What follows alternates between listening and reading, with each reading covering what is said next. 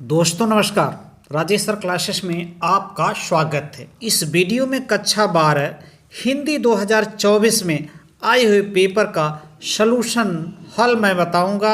हिंदी यानी साहित्यिक हिंदी अर्थात 8 साइज पढ़ने वाले बच्चों के लिए जो हिंदी आती है, साइंस के लिए सामान्य हिंदी और आर्ट्स के बच्चों के लिए हिंदी आती है। तो देखिए सलूशन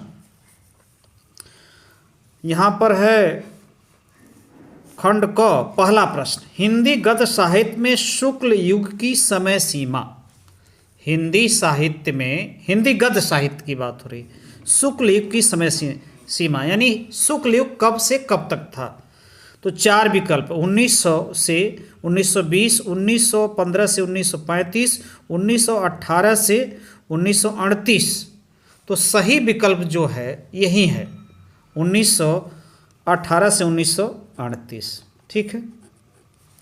अब अगला प्रश्न जो आपके सामने है, निम्नलिखित में से कहानीकार और उनके द्वारा लिखित कहानी का गलत युग्म क्या है?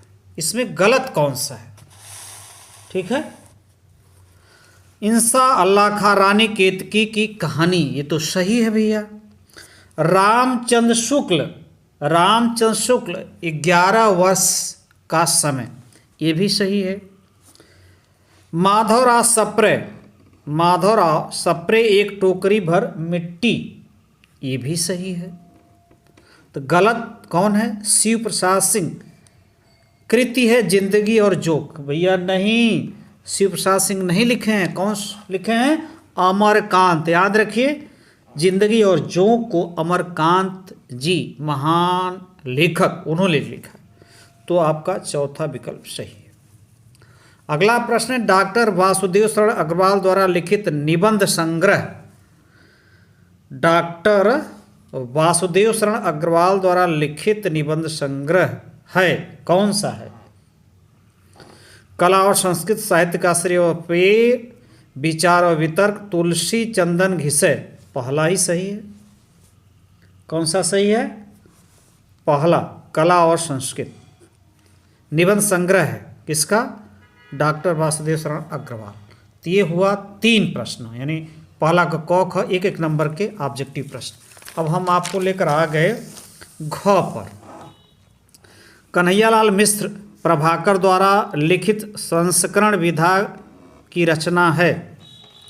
कन्हैयालाल मिश्र प्रभाकर द्वारा लिखित संस्मरण विधा की रचना।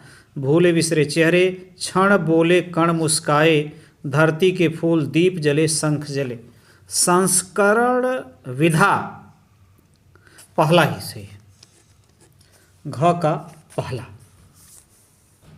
अब देखिए यहाँ पर अंगा वाला है, वैचारिकी शोध और बोध कृति के रचनाकार हैं डॉक्टर हजारी प्रसाद द्विवेदी, प्रोफेसर जी सुंदर रेड्डी, जैनेन्द्र कुमार, हरिशंकर परसाई। तो वैचारिकी शोध और बोध दूसरा, यानी इसके रचनाकार प्रोफेसर जी सुंदर रेड्डी, महान रचनाकार है। दूसरा का ऑब्जेक्टिव 10 नंबर का होता है। भवानी प्रसाद मिश्र निम्नलिखित में से किस सप्तक में संकलित हैं? तार सप्तक में, दूसरा सप्तक में, तीसरा सप्तक में, चौथा दूसरे में है। भवानी प्रसाद मिश्र दूसरे सप्तक में संकलित थे, यानी दूसरे सप्तक में ये थे। कौन सा काव्यांदोलन स्थूल के प्रति सूक्ष्म का विद्रोह है? स्थूल के प्रति सूक्ष्म का विद्रोह। छायावाद, प्रगतिवाद, प्रयोगवाद, समकालीन कविता। तो यह जब अंग्रेजों का शासन था ना, उस समय लोग कविता के माध्यम से यह आंदोलन को जागृत करते थे, क्योंकि स्थूल बड़ा था। कौन? अंग्रेजों के सामने किसी की डायरेक्ट नहीं लोग लड़ते थे, मान लो दूसरे ढंग से कविता के माध्यम से लोगों को जगाते थे आज़ादी की। तो ये छायावादी युग था। ख ठीक है। अगला है, बीती बिभारी जागरी कविता प्रसाद जी की किस कृति में संकलित?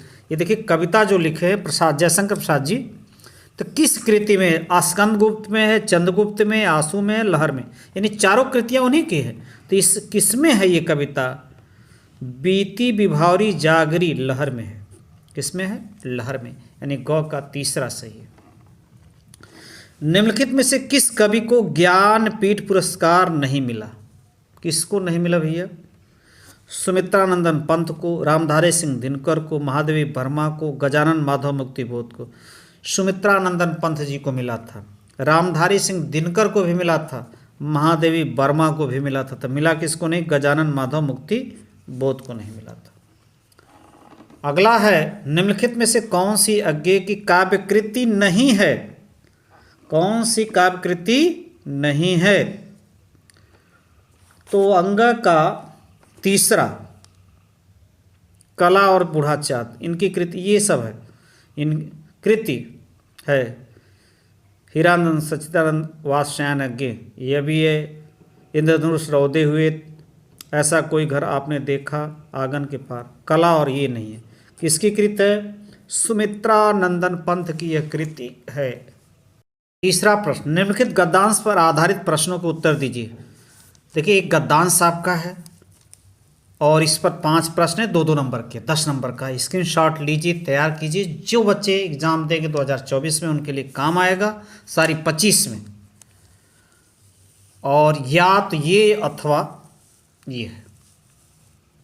स्क्रीनशॉट लीजिए, मैं चल रहा हूं आपको लेकर अगले पेज पर। 5 प्रश्न है, ये एक में एक ही करना होता है, याद रखिएगा। 5 प्रश्न 2-2 नंबर के। अब हम आपको लेकर चलेंगे चौथे पेज पर। चौथा पेज भी आपके सामने आ ही गया। अब वहाँ पद्यांश था, सॉरी वहाँ गद्यांश था, यहाँ पद्यांश। ये देखिए, कान दूत कैधो व्रत दूत के पधारी, ये है आपके सामने। और इस पर आधारित 5 प्रश्न हैं। वही बात जो गद्यांश में था वही पद्यांश में, ये करिए अथवा ये करिए, करना होता है।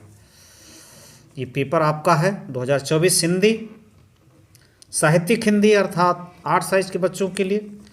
और यहाँ देखिए, निम्नलिखित में से किस एक लेखक का जीवन परिचय देते? किसी एक लेखक का जीवन परिचय, उनकी भाषा शैली प्रकाश डालिए। 5 नंबर का है।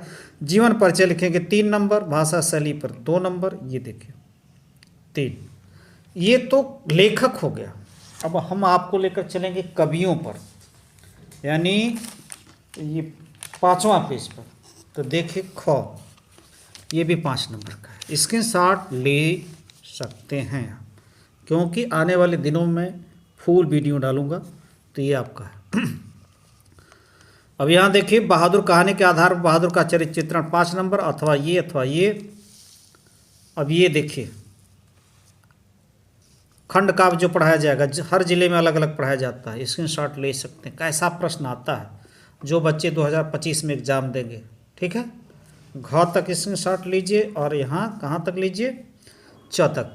अब हम आपको लेके चलेंगे यानी अगले पेज पर, 6वें पेज पर। अब देखिए यहाँ आ गया संस्कृत, संदर्भ सहित हिंदी में अनुवाद। संदर्भ लिखेंगे 2 नंबर, अनुवाद करेंगे 5 नंबर, कुल 7 नंबर। ये अथवा ये, ठीक है। ये तो गद्यांश की बात आ गई। अब देखिए पद्यांश या श्लोक कह लेंगे, ये अथवा ये, ठीक है। अनुवाद करना किसमें? हिंदी में, संदर्भ सहित 5 नंबर, ठीक है।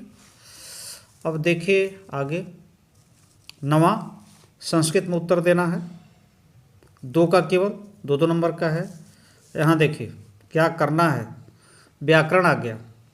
संयोग श्रृंगार, संयोग श्रृंगार अथवा करुण रस की परिभाषा लिखे, एक उदाहरण। रूपक अथवा अनन्वय अलंकार की परिभाषा लिखकर एक उदाहरण। चौपाई अथवा हरि गीत का छंद लिखकर उदाहरण सहित परिभाषा। तो ये हुआ आपका कौन सा? 6वां पेज। अब हम आपको लेकर चलेंगे अगले पेज पर, यानी 11वें, सॉरी वो 6वां था, ये 7वां है।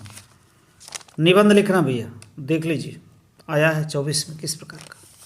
और देखिए यहाँ से क ख क का पहला, दूसरा, तीसरा स्क्रीनशॉट लेते रहिए।